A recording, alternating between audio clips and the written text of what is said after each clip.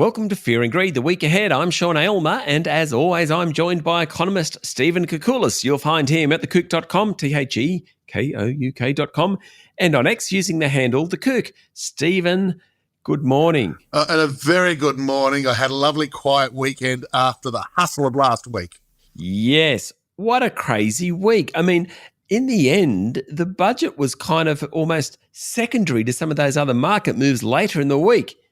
It was, and we had our budget chat the day after the budget, which I hope everybody listened to. But the interesting thing that after that, we had the wage price index released here in Australia, which confirmed that wages growth is past its peak. It's sort of one of those Goldilocks, not too hot, not too cold, but just right sort of numbers, 0.8 for the quarter on quarter. We then had the labour market numbers in Australia with the unemployment rate ticking up to 4.1% again.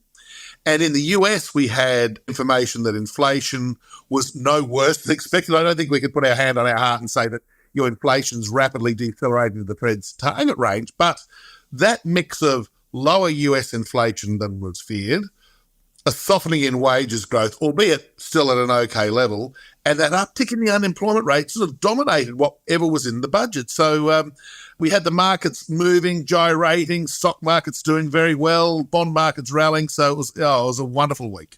It was. It's sort of, at the end of last week, I was thinking about the idea where, it's a trend is your friend in economics, but the noise, looking through the noise, and particularly in the US inflation figures, there's been so much noise about that, yet one number seems to get people refocused on something.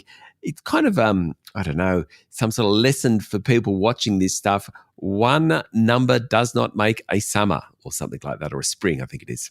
Or even a winter or an autumn. But I think that's the nature of the beast right now, because we've had a lot of rate hikes in the US. We've hiked, 550 points or something since the low point 2 and a bit years ago. And the economy's been remarkably resilient, more resilient than I think just about everyone thought. That there's a bit of a slowdown in growth occurring. Inflation is down, but it's still not at the target. So the markets are putting a huge weight on this inflation number. So we get the non-farm payrolls, we get, the retail sales in the US were weak, by the way. So that was sort of confirming the slowdown story. But that inflation number, people want to see inflation fall, because that will be the trigger for US rate cuts, which will be the trigger to validate where the stock markets have gone over this last few weeks. And so that's why that inflation news is elevated to a status that's probably a little over-exaggerating just how important it is. Sure, it's important, but, the rest of the economy is too. Yeah. I want to talk about this week, the Reserve Bank minutes, but just very quick on the budget last week, now that you've had, 4 or 5 days to actually let it all settle in. A slightly inflationary budget, would you say? Yeah, look, it is. Now that I've had a chance to sort of, rather than the knee-jerk reaction, which I'm always a bit scared of, because there's a lot of information there that's really hard to digest in an hour or two. But look, they have moved to a mildly stimulatory, I think it's fair to say. Look, they're not doing this crazy sort of fiscal stimulus that would obviously be a concern to the RBA, but with their measures on electricity and rent subsidies, some of the other spending measures that are out there, including that sort of one more in the forward estimates, like the Made in Australia campaign, they're adding a little bit to economic growth. And so when you examine the contribution of fiscal policy settings to economic growth over the next financial year, 24-25, which starts in 5 or 6 weeks, it's got a plus sign in front of it. There's no doubt about that. So that we had 2 budget surpluses, which were restrictive.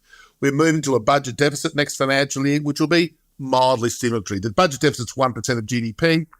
The hardheads might say you should have been tighter, but at the end of the day, they've got a few political issues to generate there too. Very true. This week, much, much quieter. Basically, the Reserve Bank board minutes. That's about the only thing. Yeah, local data's sparse. There's nothing there, which is a lovely reprieve in a sense. Yeah, RBA minutes out tomorrow. And that was the board meeting that, as Michelle Bullock, the RBA governor, alluded to, they did give some consideration to hiking rates, because that was the board meeting that happened just after that high-ish CPI result for the March quarter. I think those minutes will sort of articulate some of the bits and bobs surrounding that. But dare I say it, they're sort of out of date with these hard numbers on wages, on employment, and even to some extent what was included in the budget. Stephen, enjoy your week. I will. Much quieter one. So, hooray. Fantastic. That was economist Stephen Koukoulas, better known as The Kook. You can find him at thekook.com and follow him on X using the handle The Kook. I'm Sean Aylmer, and this is Fear and Greed, the week ahead.